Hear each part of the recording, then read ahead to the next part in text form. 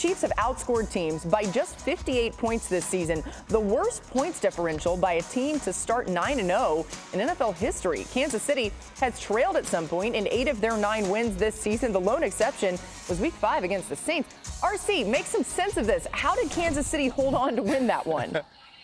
Well, I think the one thing that Kansas City Chiefs do that other teams don't all the time is they play every single snap. When you look at the way they executed on the field goal block, that doesn't happen by happenstance or coincidence or luck. It's something that you've seen in the field goal protection and you attack it. But I think this game is close because they do have some opportunities to win and make plays, and Patrick Mahomes missed a little bit. You get Xavier Worthy down the sideline. That's a pass we expect Patrick Mahomes to hit. He overthrows it out of bounds. Travis Kelce is open in the back of the end zone on a red zone opportunity. That should have been 6 as well. And so there are some things that this team needs to do and can tighten up on that can allow them to have bigger scoring margins or play better games. But the thing I like is this. There are a lot of teams that are good football teams that have had bad games or haven't played up to their potential. All of those teams have losses except for the Kansas City Chiefs. And the name of the game is winning, and winning is a habit for this team. And it always happens for different reasons, right? Sometimes it's Patrick Mahomes going crazy. Sometimes in the defense, it's the defense taking over. In this one, I thought, especially with the offense being somewhat outmatched against this Broncos defense at times, particularly the pass rush, Andy Reid was the difference in this game to me. There were quite a few plays where I thought he had the perfect play call against man coverage. I don't mean, they must have killed him with mesh like 3 or 4 times in this game. Dan alluded to the corner to DeAndre Hopkins versus cover 1. Again, they had some very good play calls against the blitz. It wasn't easy. It's not going to be easy for any team against this Broncos defense. But if you have a play caller who can call the perfect play in a few clutch moments the way that Andy Reid did in this one, it'll be enough. And also, too, just to Mina's point, she's talking about those mesh routes. They have a swing on one of those mesh to Kareem Hunt. What Kareem Hunt was able to do in this game from a pass-catching standpoint, I thought that was a large reason why they got the win as well. If the Chiefs don't get to the AFC Championship game, it'll be because of the left tackle position. That's my only concerning question mark about this team is they covered it up last year. They got by it last year, and it's because of Andy and Patrick. Will they be able to do that again? I completely agree with Mina that you're just not going to see that many fronts that whoop the Chiefs up front the way the Broncos did. And I thought both sides got beat, right and left tackle. But the left tackle remains an issue, and I think Matt Nagy and Andy Reid just have to figure out their way through it, maneuver their way through it. There's not going to be teams that are going to be in their road to the playoffs and or AFC title game that I think are going to be truly able to take advantage of it. I think that they're going to try and help as much as they can. I also think that's why this offense isn't explosive. Outside of like maybe not having people to like be the dominant perimeter players, I don't think they can really get into consistently explosive X's and O's because they have to live in a world of getting the ball out to make sure they're trying to avoid those negative plays and or penalties, sacks. It's just amazing how they find ways to still win with weaknesses that would derail most other offenses. I think they get bored a little bit too. They know they're going to the playoffs. They know that once the playoffs come, they'll turn it on. All right, I might have to follow up on that later. That's an interesting thought. Marcus, on the Broncos side of things, how close were they to just ending that game well before the blocked field goal? Yeah, the missed opportunities, man. And it's funny, I'm listening to y'all. We talk about Kansas City with a reverence, a cautioned reverence of what they've been able to do. But I looked at it from the Broncos side. And remember earlier this year, it was some critical plays that Kansas City needed. I can't remember the game, but it was a pass interference late in the game. That was Cincinnati.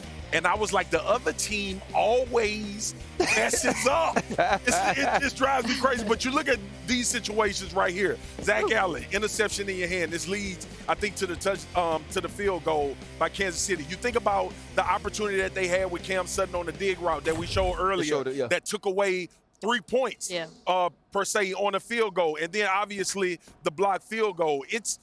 You walk away saying, how in the hell did they get that done? And you look at the other team, and we all do. We look at the film, and I look at Denver, opportunities. And that is the problem when you play in the Chiefs, and that's why they undefeated. Because the 3 plays they need to make, they make them. You don't make yours. Yeah. RC, what did Goff and the Lions show you in that second half? Yeah. Well, I think the first thing is you love listening to Jared Goff and his perspective. His perspective on being a guy who was thought to not be able to play in this league under Jeff Fisher, then becoming a Super Bowl quarterback, and then being jettisoned away or traded away for Matthew Stafford because they felt like they had reached the ceiling. So to have those interceptions in these games or in this game didn't affect him. What I loved was they stayed in it. They fought through the adversity. They continued to believe that they could win. And the thing that you think about is making timely plays. The 2 interceptions by Carlton Davis, one set up a score, another one took a direct score off of the board. And then now Jared Goff being able to dial up some plays down the field, whether it was to Sam Laporta or also getting the screen out to Amon-Ra St. Brown. This team continued to fight, continued to believe that they were in it, and they took play by play. They didn't necessarily look at it like we had to get it all back at one time. Yeah, RC, you said ability to withstand adversity, in another way, poise. Mm-hmm. If you listen to Dan Campbell going into halftime, there was no panic about this team. The thing that I like about Detroit is that they know they're a championship caliber football team, and they act accordingly. Like, they came out in that second half, and they didn't change. It wasn't a 2-minute up tempo. It was, we're going to continue to press. They needed turnovers. They went and got turnovers. The thing that I was so impressed by, though, was when it was crunch time, it was Amon-Ra time. And they talked about it throughout the game. He's not been involved as much. He's not been involved. Dan talked about it last week. 30 straight completions to him without an incompletion. And we saw when you had to have it, all of the names that we're familiar with showed up. Even Jared Goff in an adversary game like he had, throwing 5 interceptions. This team, to me, is the most confident football team in the NFL. And the reason why they're confident is 3 years ago being a terrible football team, but knowing who they would be at this point. I think Jared Goff has no memory. I've long thought that was like his hidden talent was whatever happened 3, 5, 10 plays ago has no impact on what is going to happen next. And it's really a strength at the quarterback position. I also think Ben Johnson, who's their play caller, as for this majority of this season, just called from a position of luxury. They've always had leads, and they've just been able to kind of do whatever they wanted to do. He couldn't live in that world. He had to get into some of that play action stuff that protected the quarterback but created some big explosive plays. And I think you saw that a little bit in the second half. I mean, they start with that play action to JMO, chunk. Okay, then they get into the very next play action pass, screen, chunk. And then, Marcus, you hit on Amon-Ra St. Brown. The very next play is that little kind of play-action pass, slip screen to the slot, touchdown. I thought Ben Johnson and his adjustments in the second half were just as big a deal as some of the defensive takeaways and/or Jared's performance. I just want to say that's probably the most impressive catch of Jamison Williams' career because we know he's got speed, but the ability to hold on to that football as he got literally sandwiched is so impressive on a much-needed scoring drive. I just want to address the Texans side of this for a minute. It's so disappointing that the defense played as well as they did, and they still lost. And we're going to talk about the offense who let them down. But they did all of the things you have to do to stop this Lions defense. You have to stop the run without overcommitting and sacrificing coverage. Of the 31 runs that Gibbs and Montgomery had, only 4 were into stacked boxes, so they limited them on the ground. You have to be able to get pressure without blitzing because Goff's been excellent against the blitz. 4-man rush had a 40% pressure rate without their best pass rusher, Will Anderson Jr. Eventually, the dam breaks against good teams.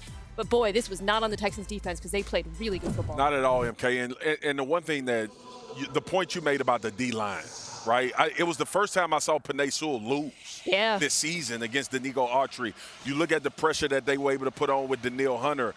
Fatukasi getting hurt was big to me in this game. But when you think about what the Houston Texans are, in that game specifically, I think it's actually an introduction of how good they're going to be when Nico Collins gets back, right? And you had Mechie and those guys show up. But that defense with Azeez Al-Shazir, how you say his name? Azeez Al-Shazir. Al-Shazir had a phenomenal game. Al-Shire. Al-Shire. I said it wrong. Al-Shire. I think the Texans Good job, Laura. proved a lot to themselves as well, even in a loss. I know they disappointed and discussed it, but that defense gave them a lot to be happy about, to your point, MK.